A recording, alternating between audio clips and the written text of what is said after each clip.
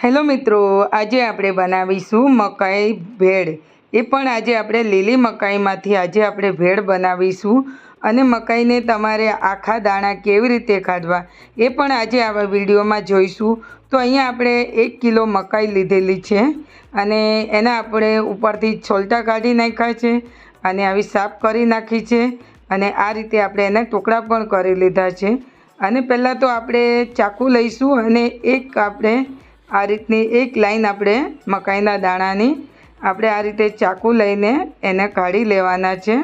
એટલે તમારે એક જ લાઈન ચાકુથી આ રીતે કાઢી લેવી અને પછી તમારે એને આ રીતે એકદમ કાઢશો એટલે બધા જ દાણા તમારા આખા દાણા નીકળશે।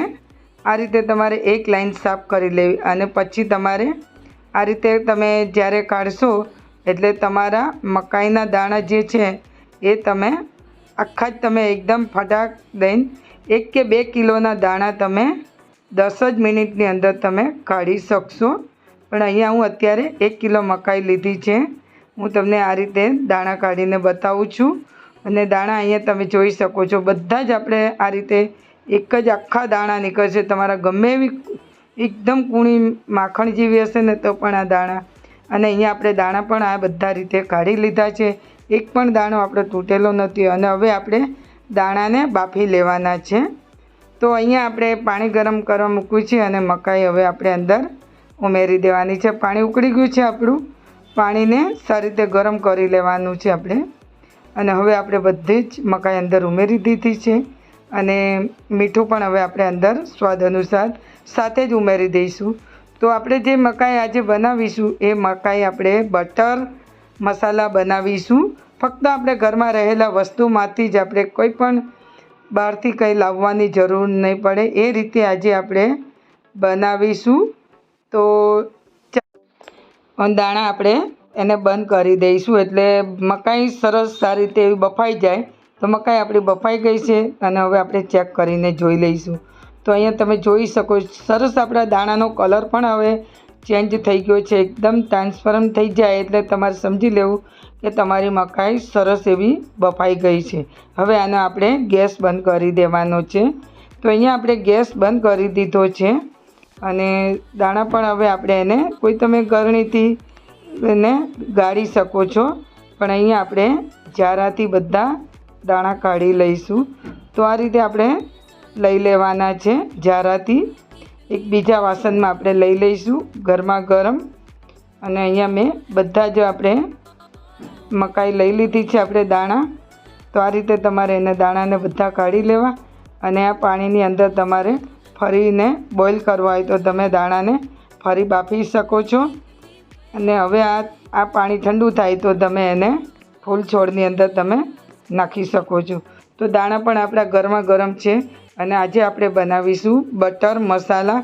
તો બટર મસાલા બનાવવા માટે આપણે ભેળ, તો અહીંયા ટામેટાને 2 નંગ ટામેટા કટ કરી લીધા છે અને સાથે આપણે ચાટ મસાલો અંદર ઉમેરીશું અને મસાલામાં આપણે લાલ મરચું પાવડર લઈ લઈશું। તો તમે તીખું તમારા ટેસ્ટ મુજબ તમે લઈ શકો છો। અને હવે આપણે બટર અહીંયા લઈ લઈશું 1 કે 1.5 ચમચી જેટલો આપણે। તો આજે આપણે બનાવીશું બટર મસાલા ભેળ। તો અહીંયા બટર આપણે 1 ચમચી જેટલું લઈ લીધું છે અને હવે આપણે ગરમા ગરમ મકાઈના દાણા છે એટલે બટરને આ રીતે આપણે બધું મેલ્ટ કરી દઈશું અને મિક્સ કરી, તો બટરથી મિક્સ થઈ ગયું છે।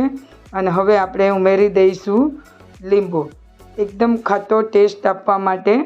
તો આ રીતે બનાવવાથી બહુ જ ટેસ્ટ એવી ભેળ લાગે છે, તમે એની સાથે કોઈ પણ તમે ઉમેરી શકો છો। તો અહીંયા આપણે મેગી મસાલો લઈ લીધો છે હોમમેડ। તો મેગી મસાલો ઉમેરવાથી મેજિક મસાલો પણ તમે લઈ શકો છો। તો આ રીતે ભેળ બનાવવાથી બહુ જ ટેસ્ટ લાગે છે બટર મસાલા અને ફક્ત ઘરમાં રહેલા વસ્તુમાંથી જ બની જાય છે। તો આની સાથે તમે ગ્રીન ચટણી, લાલ ચટણી, લસણ ચટણી પણ તમે ઉમેરીશ, પણ આ રીતે બનાવવાથી ભેળ બહુ જ ટેસ્ટી લાગે છે। તો છે ને મિત્રો તમને રેસિપી પસંદ આવી જાય તો વધુમાં વધુ લાઈક કરો, વધુમાં વધુ શેર કરો, વધુમાં વધુ સબસ્ક્રાઈબ કરો। તો છે ને મિત્રો, તો અહીંયા આપણે સોસ લઈ લઈશું ટમેટો. જો તમને પસંદ હોય તો તમે લઈ શકો છો, પણ અહીંયા સોસ ઉમેરવાથી બહુ જ ટેસ્ટ લાગે છે. તમે શેજવાન ચટણી પણ તમે ઉમેરી શકો છો, તમે ગ્રીન ચટણી ઉમેરી શકો છો. તો અહીંયા આપણે ફક્ત ઘરમાં રહેલા વસ્તુમાંથી જ આજે આપણે બનાવ્યા છે.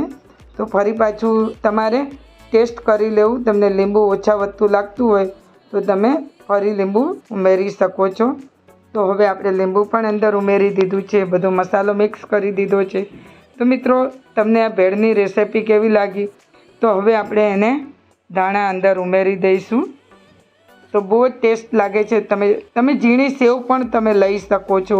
તમે તમારા મનપસંદ તમે મસાલા વેજીસ તમે અંદર ઉમેરીને બનાવી શકો છો. તો છે ને મિત્રો, એકદમ ભેળ ખાવામાં. તો આજે આપણે બનાવી છે બટર મસાલા. અને હવે આપણે એને લઈ લઈશું, સર્વિંગ પ્લેટમાં લઈ લઈશું. તો જોતાં જ તમને ખાવાનું મન થઈ જાય એવી મિત્રો. તો છે ને, તો બનાવજો મિત્રો મકાઈ ભેળ. અને રેસિપી પસંદ આવી હોય તો લાઈક કરજો.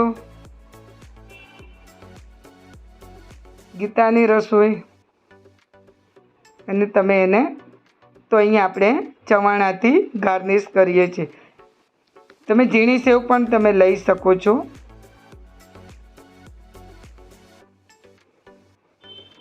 તો હવે આપણે ભેળ તૈયાર છે. તો એને હું તમને લઈને બતાવું. તો છે ને મિત્રો, એકદમ ઇઝી બટર મસાલા ભેળ. ધન્યવાદ મિત્રો.